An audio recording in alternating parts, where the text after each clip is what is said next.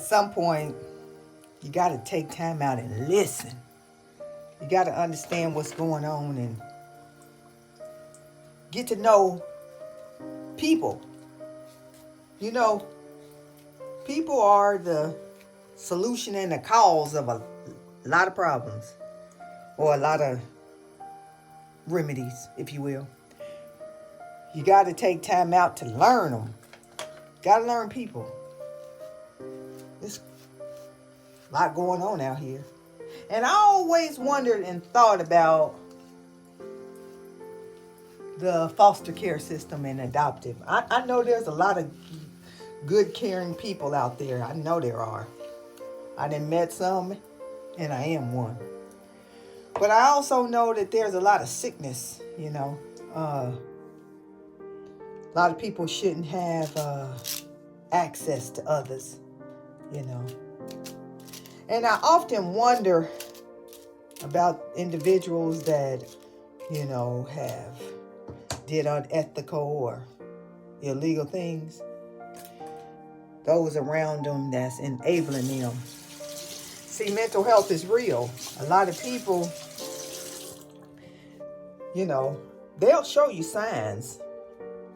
It's just up to you to take heed and apply those knowledge and skill to your life. But my heart goes out to young people that don't have access to easily get out of situations. Like this young lady that's going to tell her story about her adoptive father.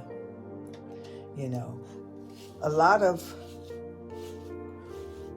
women have stood by these sick men because they can't fathom that these things are true. But they are. They true. You know it. You feel it in your heart. I want people to know that there are good people out there regardless. But these stories will continuously come about because the world is changing. Times are changing. Social media is an avenue for people to express themselves. And they gonna do it, like it or not. And I'm here to support them and try to understand and move forward the agenda of encouraging people to get help, to get well. Let's have a listen at this young lady's story. It's not unique, but it's her story nonetheless. Many people have been put in uncomfortable situations with older people, and these older people running around here that's tasteless, and they got these pedophilia behaviors or illnesses. They need to be addressed because nobody should have to deal with that mess. I'm your girl, Booze Boswell. Meet me in the comments. I literally don't even know where to start, but I'm probably going to start with the most traumatic, which my adopted dad, like, that was the most traumatic. And get this, listen. Okay, so when he came over to my apartment to tell me that day. He like rang me up and he called me and he's like, hey, can I like come over and talk to you? And I was like, okay, sure. Had a gut feeling. Think that I'm crazy? Swear to God. Had a gut feeling. Get off the phone with him. I'm anticipating his arrival. I'm like peeping through the blinds. I have this gut feeling. I'm sick to my stomach. Then I hear, I go sit down, hear the car door slam. Go look out the window, see him walking up. I know what the fuck he's going to say. I know what he's going to say. And you're like, oh, Laura, how'd you know what he was going to say? Because he did weird shit my entire life. And I gaslit myself into thinking that maybe it wasn't weird because I didn't have a dad. So I didn't know what that relationship was really like. Okay, so I lived on the second story. He had to walk up 2 flights of stairs, knocked on my door. I'm sweating. Like, my anxiety, like, is so bad. I let him in. He sits down on one couch. Well, he's pacing a little bit, sits down on one couch. I'm sitting down on the other couch. And he's crying. And to think of, my adopted dad was born in the 60s. He was a country guy. He was like, you know how guys from the 60s are, how old dudes from the 60s are. So, like, I think I maybe saw him cry, like, once ever. So I thought he was having a mental breakdown, and he couldn't even speak. And I was like, say it. I was like, just say it. Say what you're going to say. Like, almost coercing it out of him, because I was afraid that he wasn't going to say it, and I wanted to know what he was going to fucking say. I really should have recorded it, but... So he says, Laura, I'm in love with you. Look at me dead in the eyes with tears rolling down his fucking face. Knowing me, literally, I'm gonna have to show a picture of me whenever I was 6 years old, but I was like, he's known me since I was like as tall as my fucking knee. He's like, Laura, I'm in love with you. And I was like, oh, I love you too. And he's like, no, I mean, I'm in love with you. Like, I would love to marry you. I'm telling you, I'm freaking the fuck out in here. But it is also giving me clarification on everything that has happened throughout my time knowing him since I was 6 years old. I blacked out after that. I fucking blacked the fuck out. I remember him asking me, because I lived like 5 or 6 blocks away from my childhood home that I grew up in. Fuck. I remember him asking me to dinner because it was the weekend. They were a horrible family, but one thing that they generally did was like Sunday dinners or whatever. So he asked me to dinner, and I'm sure I said like yeah or something like that. And then he walked out of my house, and I locked every fucking lock on that door, and I went into my fucking bedroom and I locked that door, and I hid under my blankets, and I fucking sobbed my eyes out. I was like hyperventilating. I was like freaking out. I was in there for over an hour. Many people don't realize this, but PTSD and trauma is developed in situations that we don't properly diagnose them. This young lady probably have symptoms of trauma. That's devastating. She didn't just meet this man. She knew this man since she was wee high. We have to stop normalizing situations or not diagnosing them properly when they happen. That's why you have a lot of people out here that are struggling emotionally from bad situations, relationships, and families and friends. She got symptoms of trauma that she will probably deal with for the rest of her life. That's traumatizing. You looking at somebody as a father figure, and he looking at you like a why. Before I was able to like do anything else than that, and I texted my sister. At the time, I was married to a man. But anyway, I texted my ex-husband, and I was like, you're not gonna believe this. If you don't believe this, I'm gonna fucking leave you because this is fucked up. So I texted him everything, and before I gave him a chance to even read it or respond, I was like, no, fuck this, I need to talk to somebody. So I call him, and I tell him every single fucking detail. Mind you, my ex-husband was not a good man either. That's another story, an equally as traumatizing story. But anyway, I was on the phone with him, and he was just like, he's like, Laura, you must be confused. Like, imagine a man sticking up for another fucked up man. But he's like, Laura, you have to be confused. There's got to be some. And he knows my history with these people and my adopted dad. But he's literally like, no, you're confused. There's no way. I hang up on him. I call the most important person in my world, which is my little sister.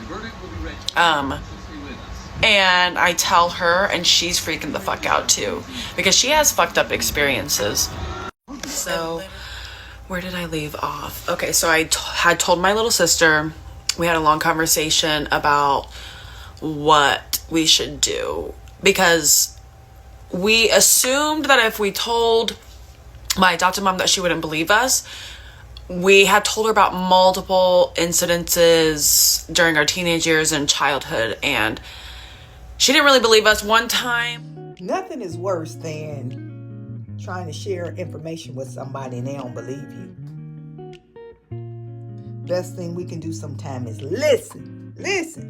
Even if you don't agree, listen and try to understand what really is going on.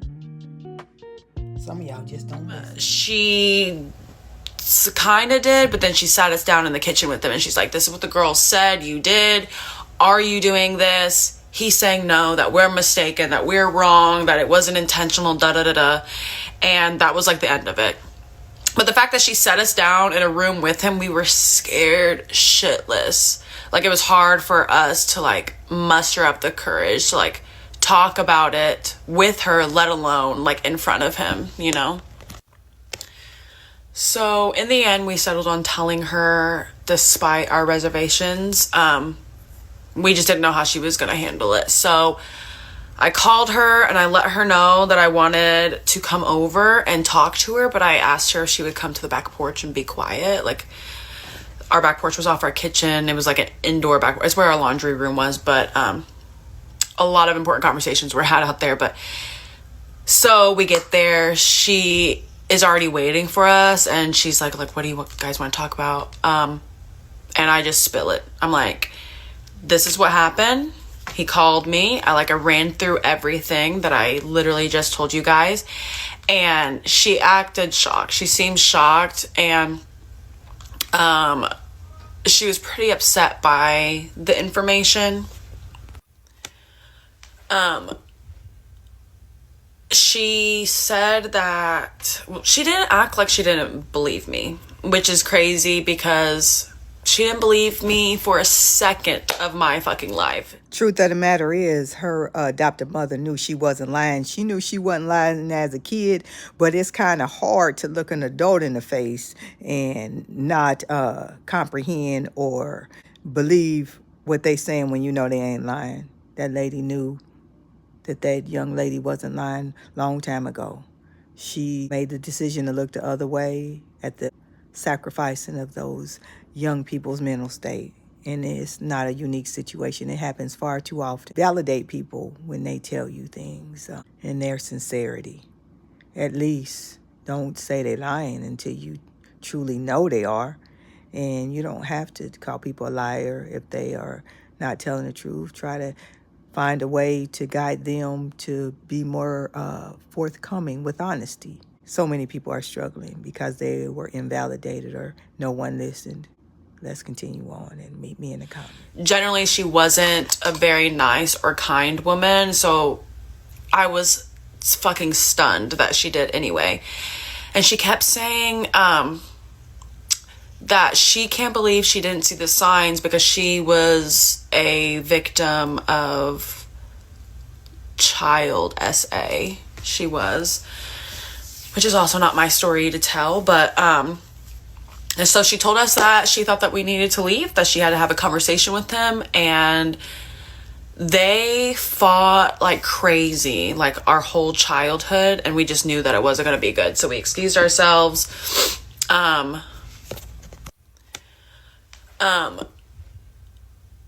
She said that, she didn't act like she didn't believe me, which is crazy because she didn't believe me for a second of my fucking life.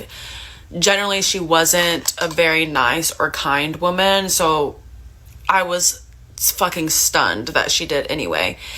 And she kept saying that she can't believe she didn't see the signs because she was a victim of child SA.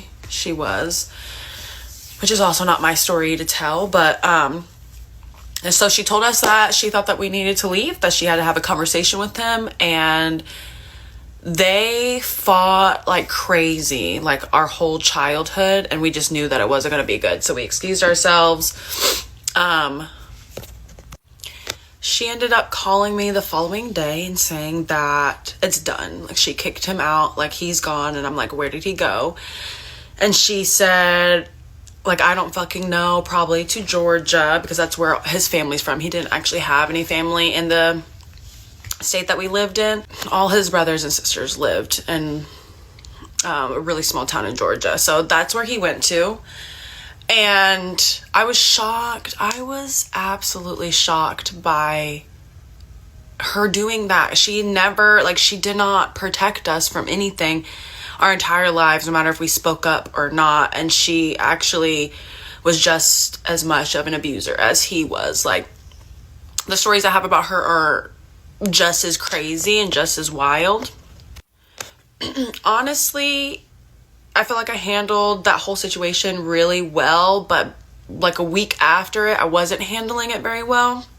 I was actually felt like I was like spiraling, and I was like full of anxiety, and I just wasn't doing good. So the phone calls that she was making to me, I wasn't answering. I wasn't answering the text messages, and she thought that she kept saying, are you blaming me? Do you blame me? Do you blame me? It takes therapy, it takes spirituality, it takes healing to be accountable for your actions and your bad behavior. Many times people don't do the work and never get to the place where they need to be healthy and authentically.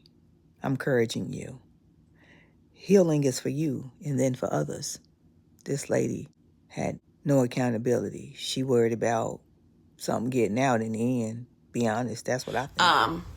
And yeah, I did. Like, she lived with that man, I don't know, 20, 30 years.